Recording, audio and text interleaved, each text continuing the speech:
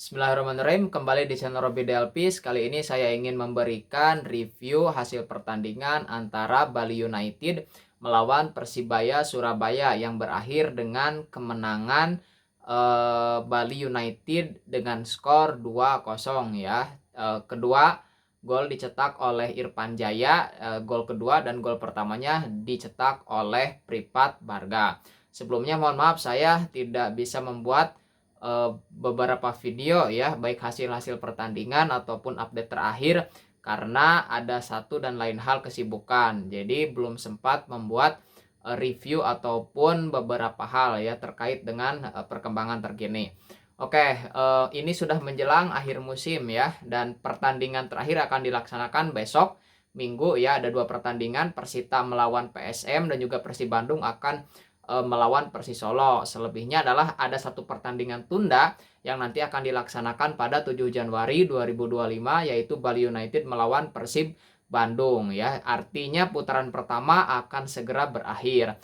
Dan untuk sementara memang di puncak klasemen itu ada Persibaya Surabaya dengan 37 poin. Nah, seharusnya kalau tadi Persibaya bisa imbang atau menang, mereka harus menambah poin ya. Tetapi karena justru kalah dari Bali United dan merupakan ini kekalahan kedua, maka Persibaya Surabaya tertahan di 37 poin.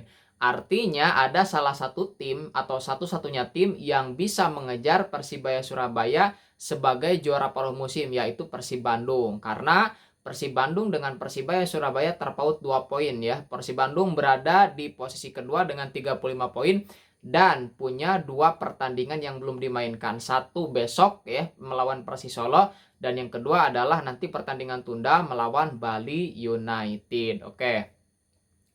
Saya ingin membahas pertandingan tadi ya, barusan yang baru saja selesai antara Bali United melawan Persibaya Surabaya ya. Permainan kedua tim ini berjalan cukup alot ya.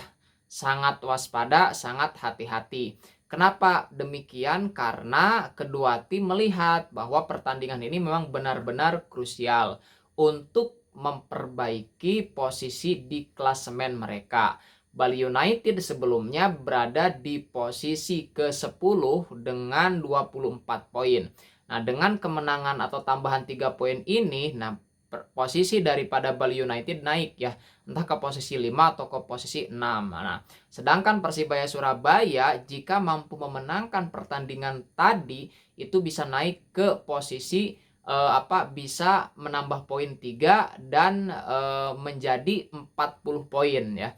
Artinya mereka menjauh dari Persib Bandung yang terus melakukan atau memangkas jarak atau memepet. Tetapi karena kalah akhirnya Persibaya Surabaya tertahan di 37 poin. Artinya jika Persib Bandung besok bisa menang melawan Persisolo, maka Persib Bandung dipastikan akan menjadi juara paruh musim ya. Artinya di putaran pertama sekaligus menjadi tim yang tidak terkalahkan sampai dengan pertandingan 16 kalau menang.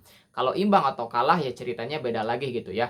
Oke, di pertandingan tadi Persibaya dan Bali United bermain sangat hati-hati ya, bermain dengan penuh kedisiplinan. Jarak antar pemain cukup terjaga, kemudian saling serang ya, counter to counter istilahnya itu juga terjadi. Hanya saja di babak pertama memang kedua tim cukup kesulitan ya, mengalami tanda petik deadlock yang cukup berat sehingga keduanya ya mengakhiri babak pertama itu dengan skor 0-0. Nah, di babak kedua Bali United mencoba mengambil inisiatif serangan dengan meningkatkan intensitas serangan. Nah, salah satu hal yang menjadi ciri daripada Bali United adalah mayoritas golnya memang dicetak itu di babak yang kedua gitu ya. Dan itu menjadi satu kebiasaan yang dilakukan oleh Teko bersama Bali United. Nah, 2 kali counter ya berhasil dieksekusi, dilakukan dengan baik oleh para pemain Bali United sehingga menghasilkan gol ya, satu dari Pripat Barga, kemudian dari Irfan Jaya. Memang kedua tim relatif menunggu ya, tidak begitu tergesa-gesa walaupun terbuka sejak awal, tetapi mereka tadi relatif hati-hati. Nah, ketika Bali United memasukkan beberapa pemain, di antaranya adalah ada M. Rahmat, kemudian ada Rahmat Arjuna juga walaupun sudah masuk. Nah, itu terlihat ya, dalam istilah komentator itu kan ada change player ya. Jadi ada pemain yang bisa merubah permainan daripada Bali United. Dan itu yang nampaknya tidak dimiliki oleh Persibaya Surabaya. Jadi terlihat tuh, serangan Persibaya Surabaya itu deadlock ya, monoton, tidak punya tidak bisa melakukan perubahan gitu ya. Dan ini juga sebetulnya yang menjadi salah satu kelemahan dari Persibaya Surabaya ya, sekalipun mereka pemuncak klasemen sementara. Kenapa? Karena cukup jauh gapnya antara pemain inti dengan pemain cadangan, sehingga ketika pemain inti deadlock, nah itu biasanya agak kesulitan. Dan terlihat tadi ada di beberapa raut muka ya, seperti penjaga gawang Hernando Ari Sutaryadi, mereka sudah terlihat memang down ya ketika gol kedua terutama terjadi. Mereka sudah kelihatannya sudah tidak punya harapan, agak kesulitan untuk bisa bangkit gitu ya. Dan itu yang nampaknya memang menjadi PR salah satunya gitu kan, dengan kondisi yang ada di Persibaya Surabaya. Tapi tentu karena Persibaya ini termasuk tim yang belum memenuhi slot asing, ada 2 pemain asing yang mungkin ditambahkan di putaran yang kedua. Oke ya. Nah, jadi kalau saya boleh melihat bahwa harus diakui bahwa Bali United itu lebih efektif ya, counternya itu lebih efektif dibandingkan dengan Persibaya Surabaya. Memang Persibaya juga punya beberapa peluang, tetapi tingkat berbahayanya itu lebih bagus dari atau kalah dari Bali United ya. Jadi Bali United harus diakui itu 2 kali serangan baliknya sangat efektif, dan wah itu luar biasa sekali ya. Back mereka saja, back daripada Persibaya itu terlihat gitu kan, tidak bisa mengawal pergerakan-pergerakan. Dan menurut saya player of the match-nya, man of the match daripada pertandingan ini adalah Pripat Barga ya. Meskipun di babak pertama kesulitan, Pripat Barga kan berhasil mencetak 1 gol, kemudian 1 assist ya. Nah itu, jadi Pripat sangat baik bermain di babak kedua terutama, walaupun di babak pertama terlihat kesulitan ya. Nah, dan memang Persibaya Surabaya kan tidak diperkuat oleh beberapa pemain inti. Salah satunya adalah gelandang serang ya, Francisco Rivera.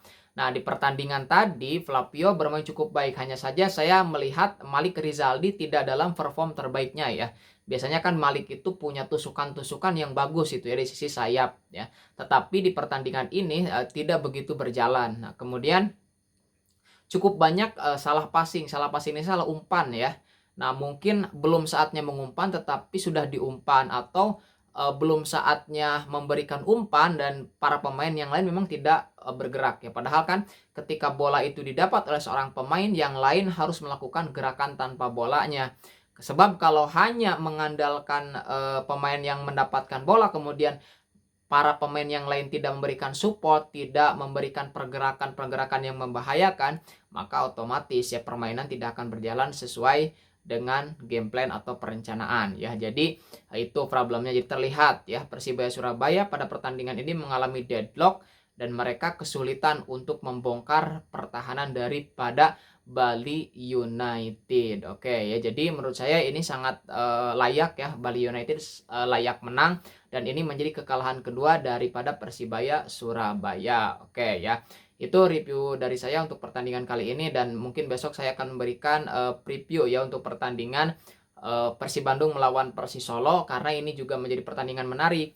Karena Persis walaupun dalam kondisi tertekan ya di papan bawah, bahkan di zona merah, itu bisa saja sangat mungkin menyulitkan Persib Bandung. Dan dalam rekor pertemuan, Persib Bandung termasuk tim yang kesulitan ketika menghadapi Persis Solo. Oke, tapi itu nanti kita akan bahas. Oke, itu saja dari saya.